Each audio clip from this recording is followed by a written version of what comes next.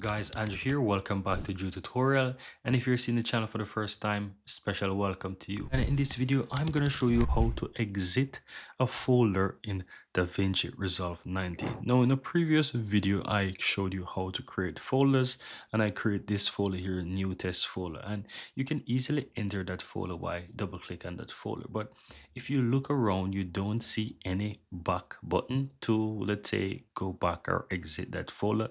But there's a way how to easily do that. And to exit this folder, all you have to do is just click where you have the project and the name of the folder on the upper left hand side. So if you click into that, you will realize it takes you back to this main section here where you can access all of your folders. So you want to open it, it's very easy. You double click and open a folder, and just to click on, let's say, click the word project, then it will easily go back to that. So you can always have even folders within folders. So if you open up this folder here, you can go ahead and you can create a new folder inside, and let's call this one test as well.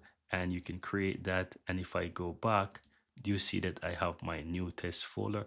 But if I open up this one, I can also go into that one, and then you can see that I'm in those folders. So to go back, you can just simple click. So let's say I want to go back from the test folder to the new test folder, then I can just simply click on new test folder, and you can see that it takes me back to that folder, which is the new test folder. And to go back to the root, which is projects, I click on the word project, and it takes me back there as well. And that's it. Very easy and very simple. Here you have it, guys. I really hope you found value within this video, and if you do, don't forget to take a moment to give this video a like and hit that subscribe button so that you'll never miss out when I release future videos just like this one. Thank you guys for watching, and see you next time.